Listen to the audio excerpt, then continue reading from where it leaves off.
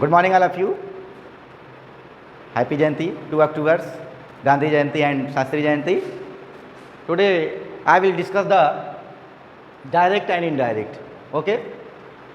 Direct and indirect. Direct और indirect होता क्या है?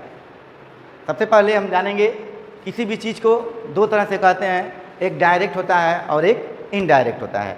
डायरेक्ट मीन मतलब किसी बात को ज्यों का त्यों कह देना डायरेक्ट कहलाता है, और उसी बात को घुमा फिरा के कहना इनडायरेक्ट कहलाता है। ओके, डायरेक्ट नरेशन के नाम से भी जाना जाता है। तो डायरेक्ट में फॉर एग्जांपल अगर मान लीजिए हम कह दें कि Ram is a good boy, this is the direct. इसी बात को हम अगर कन्वर्ट करके कहते हैं कि Ram says that Ram is a good boy, okay, this is the indirect. सर्वप्रथम सबसे पहले हम पढ़ेंगे assertive sentence.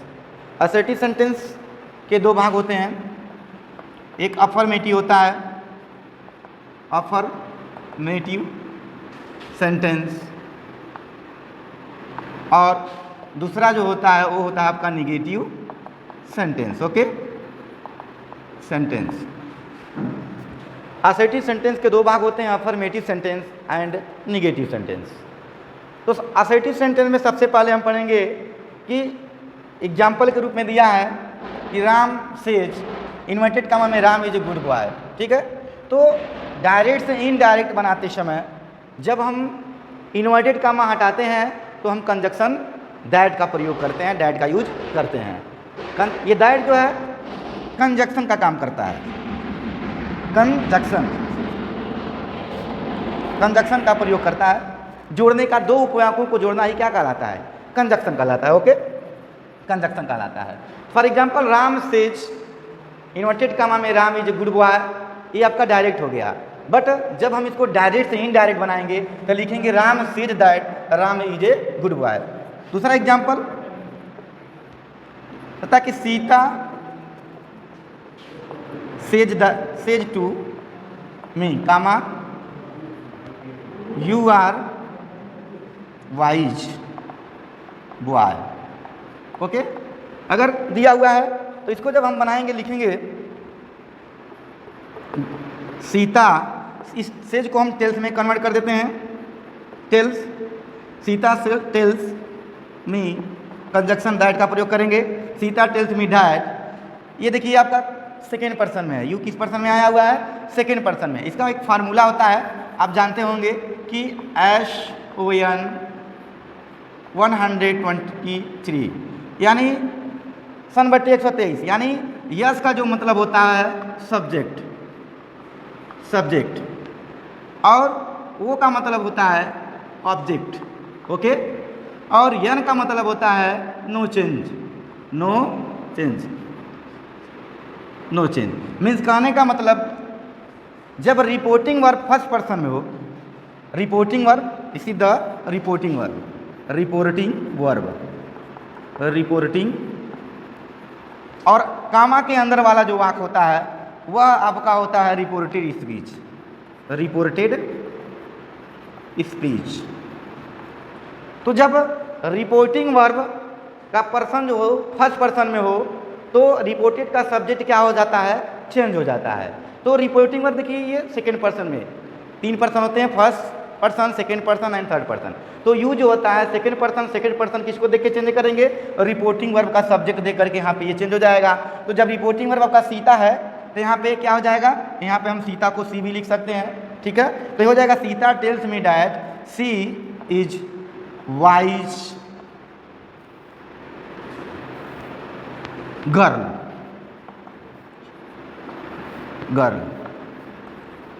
Okay, Sita is wise girl. इस वाई को भी चेंज हो जाएगा, इसके अनुसार ये भी चेंज हो जाएगा वाइज गर्ल। ओके, या यदि इसके जगह पे अगर हम ही रहता, यहाँ पे ही रहता तो हम यहाँ ही का ही कर देते, तो हो जाता he is wise boy. Okay, तो ये आपका रिपोर्टिंग वर्ब है, और कामा के अंदर वाले वाक्य को रिपोर्टेड स्पीच कहते हैं। Next example, okay,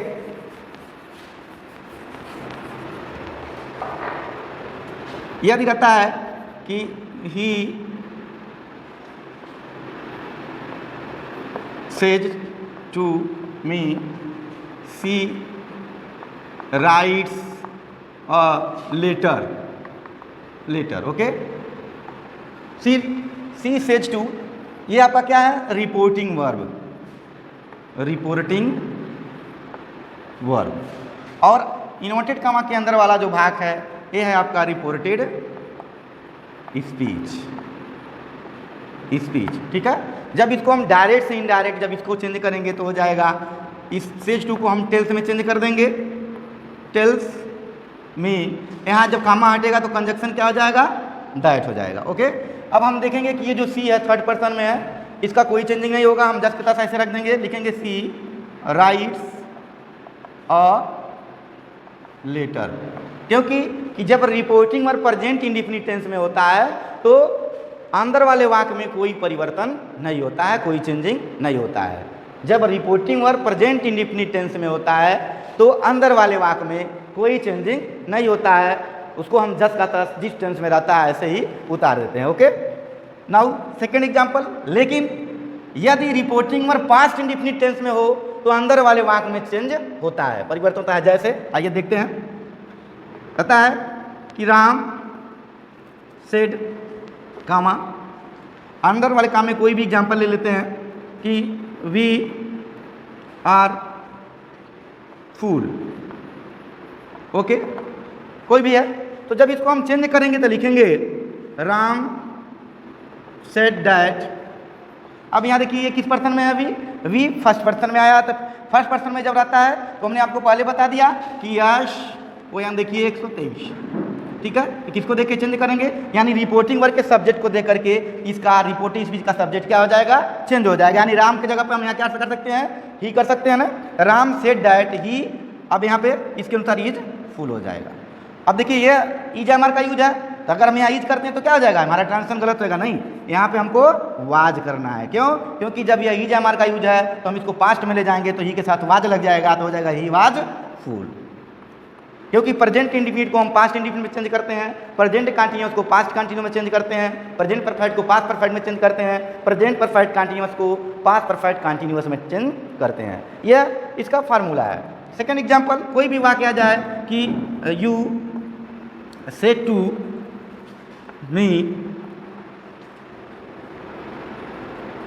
I am going to school, I am going to school, okay, ये डायरेक्ट स्पीच है आपका। जब इसको हम चेंज करेंगे तो लिखेंगे यू टोल्ड मी, अब हम सेट टू को किस में चेंज करेंगे, टोल्ड में, क्योंकि इसका ऑब्जेक्ट दिया हुआ है, और यहाँ पर कंजक्शन क्या लग जाएगा, दैट लगा, यू टोल्ड मी दैट। अब यहाँ देखेंगे ये फर्स्ट पर्सन में है तो किसको देख के चेंज करेंगे, रिपोर्टिंग वर्ब का सब्जेक्ट जो इस स्थान पर रहेगा उसी को हम यहाँ पे रख देंगे। यहाँ यू है, यहाँ पर अगर यू है तो यू रखते, अगर यहाँ ही रहता तो हम ही रख देते, यदि यहाँ पे सी रहता तो सी लिखते, यदि यहाँ पे दे रहता तो हम यहाँ पर दे लिखते। इस टाइप से ये चेंज हो जाता है, क्योंकि जो रिपोर्टेड स्पीच का सब्जेक्ट है फर्स्ट पर्सन का व्यक्ति है, इसलिए हम रिपोर्टिंग वर्ब के सब्जेक्ट को देख करके इसका सब्जेक्ट क्या होता है, चेंज हो जाता है। तो you told me that, you देखेंगे कि अंदर वाला इन्वर्टेड के अंदर वाला वाक्य किस टेंस में है, प्रेजेंट कंटीन्यूअस टेंस में है। प्रेजेंट कंटीन्यूअस टेंस में है तो प्रेजेंट कंटीन्यूअस टेंस किस में चेंज करते हैं, पास्ट कंटीन्यूअस टेंस में चेंज कर देते हैं। तो यू के साथ आप जानते हैं कि क्या यूज होता है, वर यूज होता है। तो you were going to school, okay, आपका बन गया डायरेक्ट से indirect, you told me that you were going to school, okay. ये आपका असर्टिव सेंटेंस है। It is clear? Is it good doubt? Okay. Next example.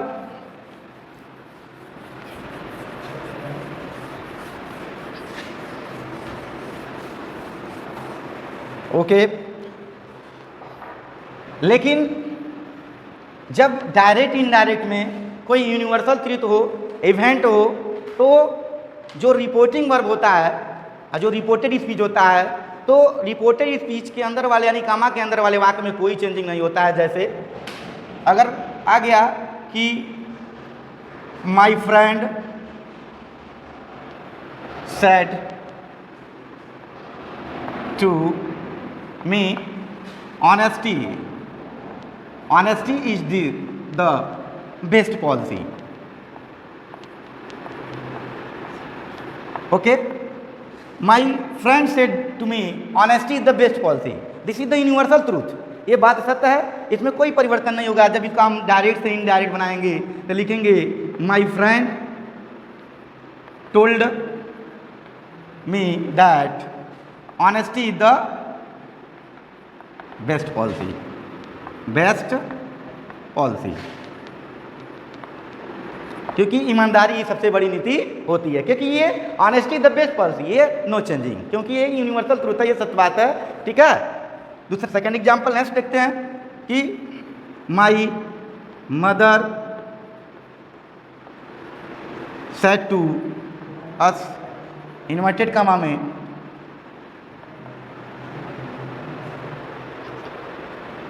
The earth moves round the sun।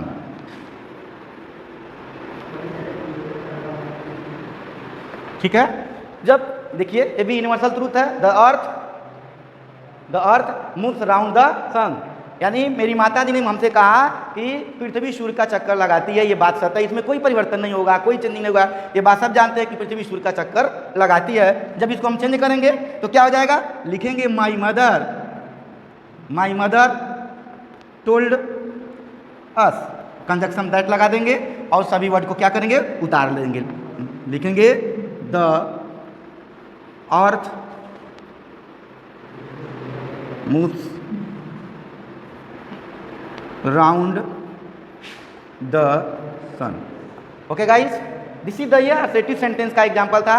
ये जब reporting verb past indefinite tense को छोड़ करके अन्य किसी टेंस में हो तो अंदर वाले वाक्य में कोई चेंजिंग नहीं होता है, लेकिन जैसे ही reporting verb past indefinite tense में होता है तो अंदर वाले वाक्य में परिवर्तन हो जाते हैं। ओके, लेकिन जब यूनिवर्सल ट्रूथ होता है तो कंजक्शन दैट लगाने के बाद कोई चेंजिंग नहीं होता है।